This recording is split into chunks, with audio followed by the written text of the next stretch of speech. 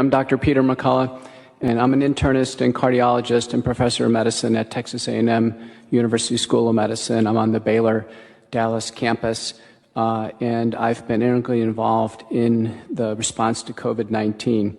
I'm an academic doctor. I see patients, but I'm very involved in research. I'm an editor of 2 major journals in my field. I'm the most published person in my field, which deals with the heart and the kidneys in the world in history. People under 50 who fundamentally have no health risks, there's no scientific rationale for them to ever become vaccinated. There's no scientific rationale. One of the mistakes I heard today as a rationale for vaccination is asymptomatic spread, and I want you to be very clear about this. My opinion is there is a low degree, if any, of asymptomatic spread. Sick person gives it to sick person.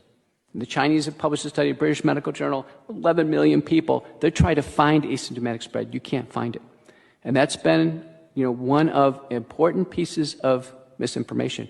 What has gone on has been beyond belief. How many of you have turned on a local news station or a national cable news station and ever gotten an update on treatment at home? How many of you have ever gotten a single word about what to do when you get handed the diagnosis of COVID-19? No wonder. That is a complete and total failure at every level. There's not a single media doctor on TV who's ever treated a COVID patient. Not a single one. What happened in around May, it became known that the virus was going to be amenable to a vaccine. All efforts on treatment were dropped. The National Institutes of Health actually had a multi-drug program. They dropped it after 20 patients, said we can't find the patients. The most disingenuous announcement of all time. And then Warp Speed went full tilt for vaccine development. And there was a silencing of any information on treatment. Any. Silencing. Scrubbed from Twitter, YouTube. Can't get papers published on this. We can't even get information out in our own medical literature on this. There's been a complete scrubbing.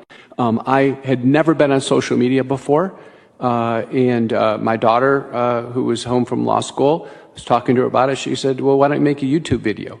So I made a YouTube video with 4 slides from the paper. This is a peer-reviewed paper published in one of the best medical journals in the world. 4 slides. I even wore a tie and a suit, and she showed me how to record it in PowerPoint, and I posted it on YouTube. It went absolutely viral. And within about a week, YouTube said, you violated the terms of the community. And that's when Senator Johnson's office got involved in Washington and said, oh my gosh, this is important scientific information to help patients in the middle of this crisis, and social media is striking it down. Based on what authority? People who develop COVID have complete and durable immunity. And a very important principle, complete and durable. You can't beat natural immunity. You can't vaccinate on top of it and make it better. There's no scientific, clinical, or safety rationale for ever vaccinating a COVID recovered patient. There's no rationale for ever testing a COVID recovered patient. My wife and I are COVID recovered. Why do we go through the testing outside? There's absolutely no rationale. The best anti-inflammatory drug is colchicine. You've probably never heard about it. In the largest, highest quality randomized trial, over 4,000 patients, double-blind randomized placebo-controlled trial, there's a 50% reduction in mortality. No word of it. None. Complete block to anybody, colchicine. How can that be?